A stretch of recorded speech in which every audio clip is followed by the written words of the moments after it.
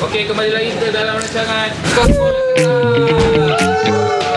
Okey, hari ni gas apa paling banyak dalam atmosfera bumi? Gas karbon dioksida. Salah. Hai. Apa lah? Gas Petronas. Nitrogen. Betul. Pada manusia yang boleh tumbuh semula. Tulang. Ni, buah pinggang. Buah pinggang kau banyak. Ada clue tak? Dekat dengan buah pinggang. Tak tahulah. Hati. Betul. Yang paling panas dalam sistem suria. Oh, dia sebelah matahari tu. Betul tak? Yang sebelah matahari tu. Nama dia Mushtari. Salah. Venus. Betul. Apakah tenaga yang disimpan dalam makanan?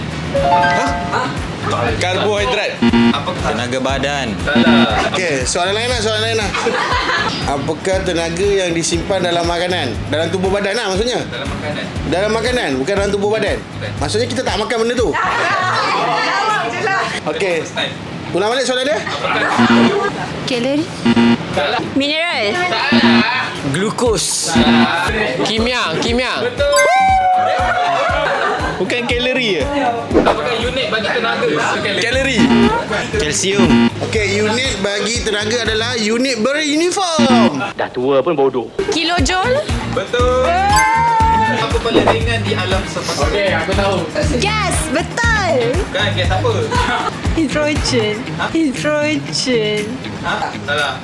Okay, hidrogen. Betul. Tak, jalan. Confident. Tak ada. Itu air yang kau sebut tu. Zarah terkecil. Atom. Betul.